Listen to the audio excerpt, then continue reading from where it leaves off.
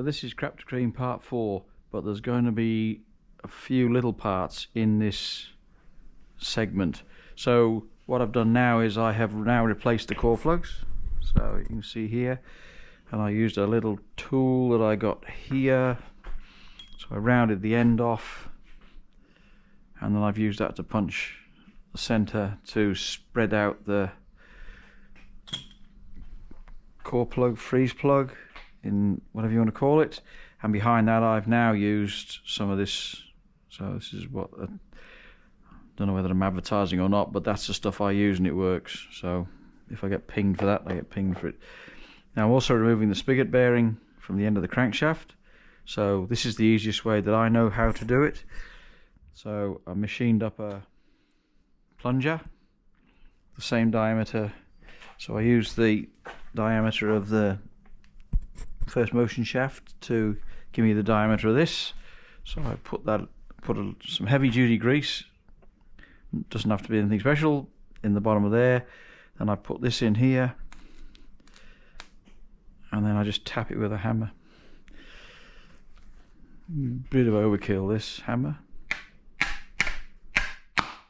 and then just pops out. So there you go. Easy way to remove a spigot bearing from a crankshaft. No filings everywhere, no hacksawing, no Dremels, no nothing. So yeah, pretty quick, works pretty effectively. Yeah, I had pushed it out sort of halfway just so that I could get it started, and I knew it would work. So, but it's always worked in the past. Yeah. So now I've got to put a new spigot bearing in there, which is a needle roller spigot bearing for this gearbox.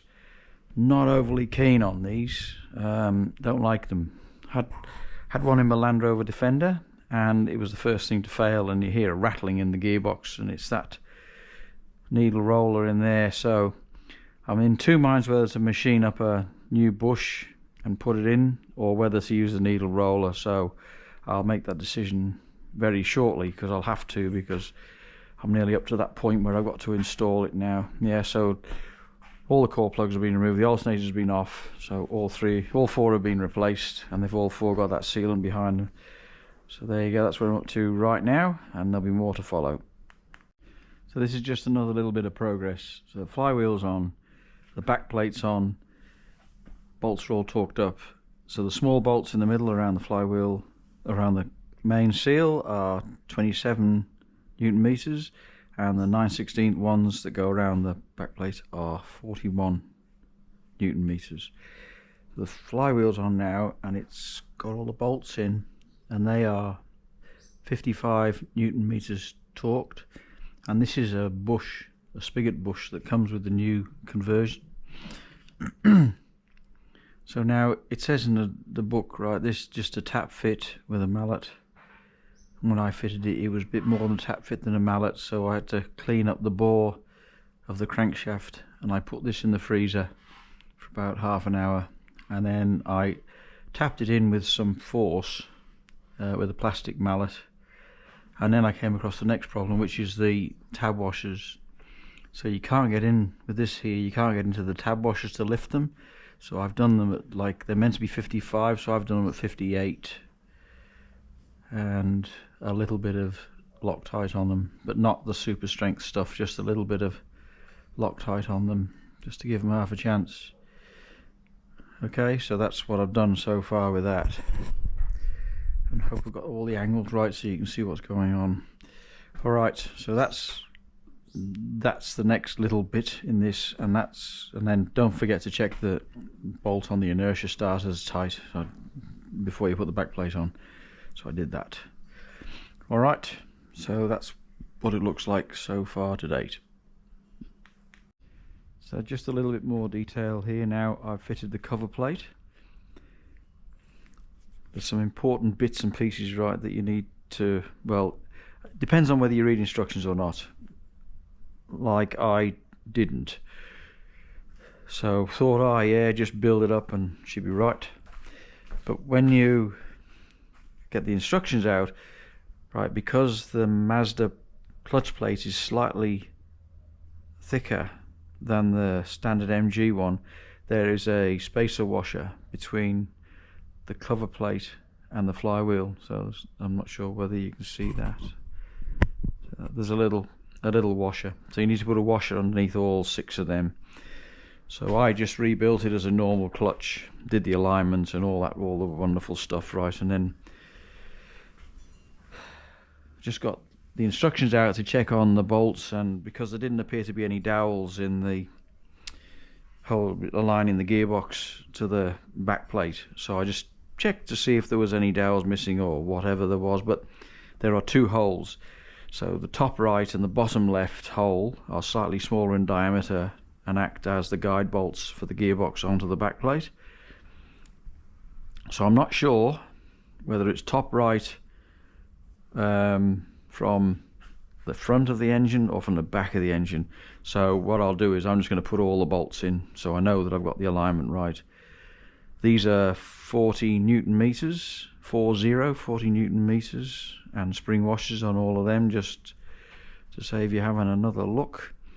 So the gearbox is now ready to go on. There's a plate on the back that's supplied with the kit. It can only go on one way round. So the wide bit goes to the front and the narrower bit goes to the back. And then underneath that is this. So this then goes around the cross member on the cross member under the car. So the original cross member that's bolted to the bottom of the car, that carries all the gearbox supports and everything else, isn't there anymore. So now you use this, and that goes underneath the cross member and then bolts up underneath that. And then there's rubber mountings here for the gearbox. So yeah, the same old tricky bit, right, where you have to get this over the cross member as you feed the engine in. So yeah, we'll see how we go with that. So I'll put the gearbox on, bolt all that up, and all the bolts are 19 foot-pounds, 19 foot-pounds on all of these, as per the instruction manual, which I'm going to stick to a little bit more rigidly now that I've got to the point where I'm actually mounting the gearbox onto the engine and putting it in. Because I'm going to go and have to do some car work now, where I'm going to take the clutch pipe off and get the Speedo cable out and put the Speedo drive in. So with this, I was going to go with an electronic drive. So this is the electronic gizmo for the Speedo. So I'm thinking now that I'm going to go to the manual one on this car. So they give you an adapter to go onto the gearbox. So that goes into the gearbox, and then you have a piece that comes off here and makes up to the Speedo cable. And then you have a gear stick, which I've now ordered the Mazda one, short shift. So whilst it looks pretty retro, I'm not sure I like it, but anyway. And they give you this in the kit. So, and then on here, on the end of the clutch, there's a banjo bolt. There's a banjo bolt which has to go onto the back of the master cylinder. So I can just imagine there's going to be a lot of joy trying to get that in. So anyway, that's car work. I'm going to go and do that. As soon as I've got this on there, I'm going to go up there and start doing the car work. I don't think there's anything else. The kit's pretty comprehensive. The instructions are excellent. So yeah, just ticking things off as I go. Yeah, it's all very good. They give you a spare parts list and everything. It's really, really good. So, clutch alignment tool, Mazda clutch alignment tool, would you believe? I think that's about it. Alright, I'll progress and give you add another section on when I get up to the car. Okay, so this is everything now assembled. So the gearbox is now attached to the engine, and I can verify that the Mazda clutch alignment tool works a treat. Right, I just went virtually went straight in, no problem at all. And I can verify also that the top right is this one and the bottom left is this one under here. So they're the two that are tight into the holes that give you the alignment of the gearbox to the engine. All the bolts are in, tightened to 19 foot-pounds, not Newton meters. Always forget to put these two on, so I remembered this time. So they're for the cables to go over the back to the connections at the back here. So there's two connections. I'm not sure what they are for. So one's a reversing light. I'm going to assume that this is the reversing light one, but I'm not sure what this one is. No doubt it'll be in the instructions when I read them again. So yeah, gotta go and do the car bit now. And I had a look at the steering, had a look at the Speedo drive, and I've got to take the steering column down to get actual access to the back of the speedometer to change out that cable. So I'm looking forward to that. And then the clutch pipe work doesn't look too bad. So yeah, there it is, all good to go now. So I can leave that on the bench until it's